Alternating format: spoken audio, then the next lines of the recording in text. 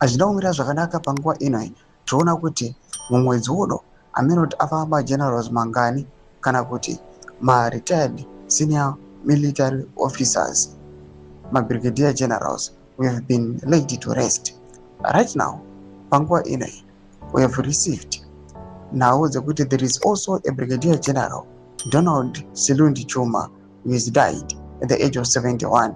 Developments osiyanyika Zimbabwe yakasiriritswa chishaya kuti chii chiri kuitika, chii chapedza mageneral munyika muno munoonekwa kunzi each and every month kana vakasatoita vana vashanu aiwa ungatopururudziwa. Noda kuti each and every month kuri kudzokera kumarinda. Tsarapita mashuka mudanyi kwapanguva ine ndobva subscribe or like on the bell icon.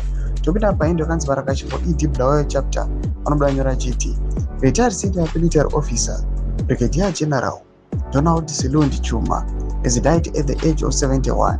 The Zimbabwe National Army ZNA has confirmed. May his dear soul rest in eternal peace. Doma developments aripo muri Zimbabwe.